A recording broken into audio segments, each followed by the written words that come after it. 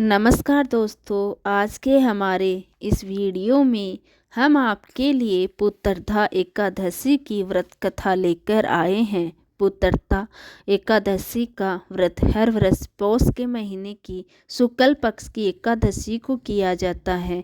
इसे कई स्थानों पर बैकुंठ एकादशी भी कहते हैं। जो भी स्त्री या पुरुष पूरी श्रद्धा के साथ इस व्रत को करता है उसे संतान प्राप्ति का वरदान प्राप्त होता है।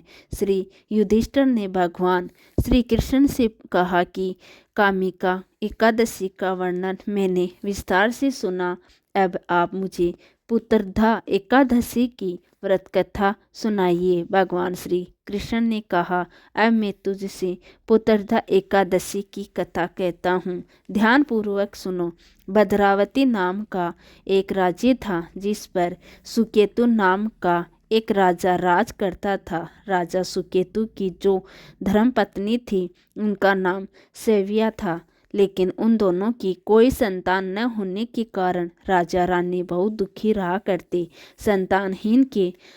संतानहीन के दुख को झेलते हुए एक दिन राजा ने अपना राजपाट अपने महामंत्री को सौंप दिया और अपनी पत्नी सेविया के साथ जो वन की ओर चल दिए।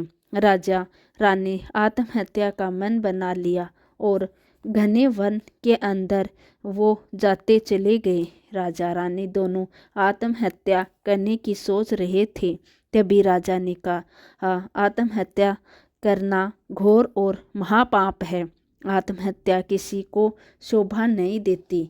और उसी पल उन्हें वेद पाठ और मंत्रों की ध्वनि सुनाई दी और वो दोनों उसी ध्वनि की ओर चलते चलते गए। उन्होंने देखा कि एक सरोवर के निकट बहुत से ऋषि मुनि वेद पाठ कर रहे हैं। राजा सुकेतु और उनकी पत्नी रानी सेविया ने उन सभी ऋषि गणों को प्रणाम किया।